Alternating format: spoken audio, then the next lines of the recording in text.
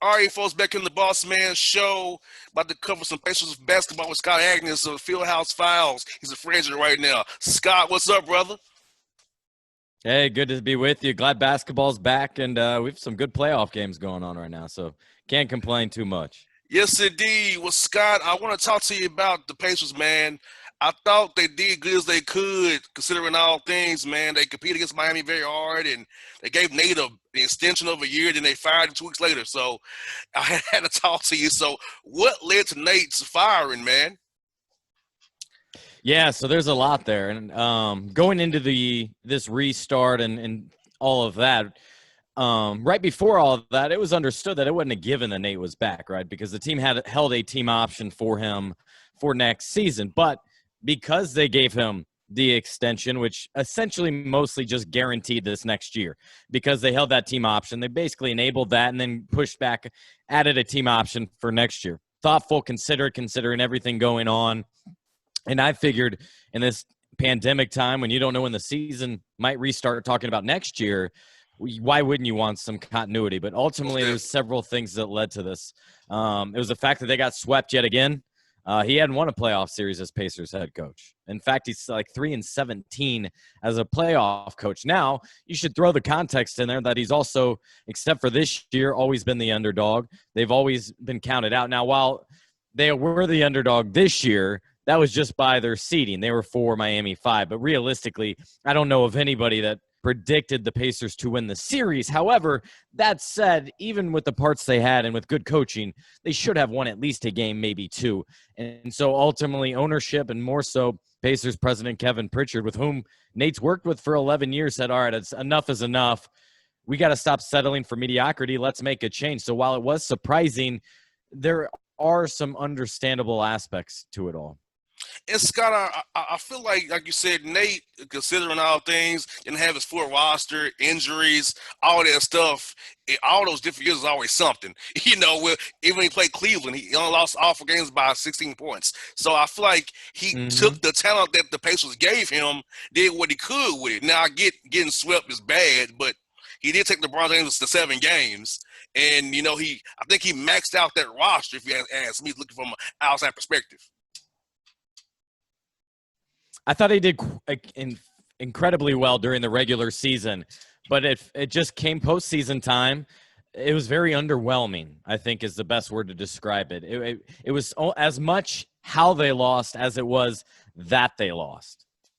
Most definitely. And Victor Oladipo, I read a report on hoopshype.com that he wants out. You're around that team. How true is that Victor wants out, and that Victor played? I think he played because he wanted that money. He didn't want to not lose that money. That's why he played in the bubble. But what are your thoughts on Victor, and will the Pacers have to look to move him and get something back for him, rather than him leave for nothing after next season? Yeah, so there's a lot of layers to this. It's not as simple as wanting out or wanting to stay. For one, he wants the most money and an opportunity to win. And his best contract situation, just from my financial stake, was not to sign an extension last fall, which he was eligible for and the Pacers wanted. Not to sign one this summer, which he's eligible for and the Pacers want. It's to wait till next summer when he's an unrestricted free agent, so you have bidders. So any team can come after him and make offers. Now, the Pacers obviously own his bird rights, so they can offer him kind of an extra year ultimately, and that's more guaranteed money. So from a dollars and cents standpoint, I think personally this is something that he's got to consider. He's, 28, 29? He's coming off a traumatic injury, and I don't know how comfortable teams are going to be wanting to throw out, say, a max contract and pay a guy $35 million at your age 34, 35. And if he doesn't, and I've already said this on my own podcast and other places, if not, he sure as hell better get insurance to protect himself if the worst does happen this year. In terms of does he want out or not, again, a lot of layers to it. I think there's more intrigue with those around him about what they could do in other markets, talking about fashion, endorsement deals, just a better lifestyle, on top of the fact that the Pacers have not had postseason success. So there's the lack of postseason wins and the intrigue about what it could provide elsewhere because we know Vic has all kinds of interests in music and fashion, and he even appeared on The Masked Singer and things like that. And Scott, the Pacers are notoriously not paid the luxury tax. So how much does that factor into contracts of Miles Turner you have on the books right now, other guys with TJ Warren? He's on a good deal, but if you want to keep Victor Oladipo, you have to move some guys to fit that salary in and keep under the luxury tax. I know Herb Simon does not want to pay a tax. Never has been a taxpayer. Yeah, he's only played it a couple times, and honestly, being a small market, if you don't have a chance to contend for a championship that year, no, they're very unwilling to pay that tax. They're not, these investment places, or, the Golden State Warriors or teams like that, or Steve Ballmer of the Clippers, who is worth, I don't know, probably $100 billion, something ridiculous, right? So that's just a rounding error for them. For the Pacers, it's not. I mean, his fortunes build up in malls, and guess what people aren't doing right now? They're not going to malls. So that's complicated and all that. But for Victor, yeah, you're right. They would have to move someone down for next year when it would kick in, presumably, if that's when it came to be that he wanted that extension and sign a new contract, because you have Brogdon at $18 million. You have Miles Turner at 18, and starting this next season, Domantas Sabonis will be, I think, right around 19 per year. So they couldn't tie up in Indiana. You cannot tie up $100 million of, say, $119 million cap on 4 players. It just doesn't work. Most definitely. And since Kevin moved on from Nate, what type of coach are you looking for now? Is he trying to hire to replace Damian Lillard? Because I know his offenses can be very basic and antiquated. That's been a complaint of Nate's offenses. Defensively, great, but offensively, very antiquated, very old school, limited. So what are you looking for in a coach here going forward for you guys now? Yeah, I was a little bit surprised with the move again, and I would have suggested consider bringing in an offensive brain. They have an incredible defensive coach in Dan Burke, who's been there since '97 when Larry Bird hired him. Nate's very much a similar old-school defensive-minded guy. If you watched him play with the Seattle Supersonics, he was a defensive guy. So I thought they, quite honestly, just could have used some creativity with an assistant coach that would have been essentially your offensive coordinator. Now, it's not what they're going to do. So they're going to bring in a new head coach, and I think it's going to be an offensive mind, and I think it's going to be a guy that's well-established and has been a head coach before. I don't see this hire being one that's like, let's give this person a chance, or let's see if he or she can coach. I think this needs, again, to be your established coach that is ready to take this team to the next level. In football, it reminds me when Tony Dungy was fired in Tampa Bay, John Gruden was brought in, and Gruden won the title that year. It was kind of Dungy's team still, but Gruden was that missing piece that changed things a little bit and put them over the top. And I think that's very much what it is right now. There's a lot of great things going on with the Pacers, but if they could better utilize its personnel, if they can update its offense so they're not 30th in three-point attempts, despite being like top 5 in three-point percentage. So many of those things that are, again, underwhelming. That's the word I keep going back to.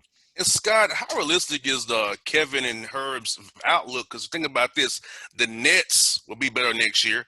So do you say the Pacers better than Nets? I don't think so on paper. So it's like if he's still looking at 6 to 8 range. If you ask me honestly the truth about the Pacers roster as it stands right now, so expectation with a new coach is going to be takes over the top. But looking at the Eastern Conference, it's kind of like they're still kind of that little zone of 6 to 8 still, even when you add up the Nets and the Sixers maybe being better next year. Yeah, so I won't go that far because I think they're better than Nets. I don't trust Kyrie after the first month of the season. Durant, we haven't seen post-injury. He may look terrific. We know what old KD is.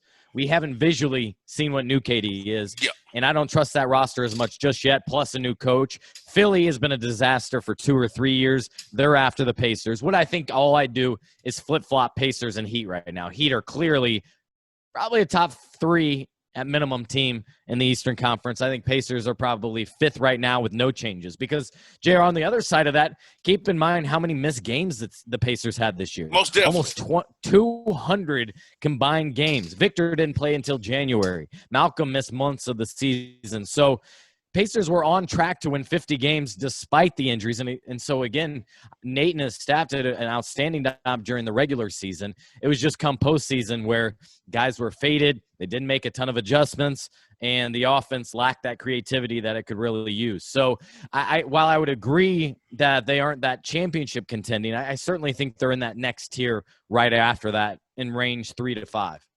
Now, Scott, what are some moves that you think Kevin may make to help improve the roster? I know the first round pick is gone to Milwaukee for Malcolm. Second round pick is gone as well. So what moves around the edges you think they'll make with the mid-level exception, maybe about annual section to bring in some guys to help next year to make the roster a little bit more complete with shooting? Yeah, so they do have their second round pick. That's pick 54. That doesn't get traded till next year. Okay. It was protected, I think, 45 to 60. But the first round, you're right, is gone with Milwaukee. And honestly, I don't see this being a great draft.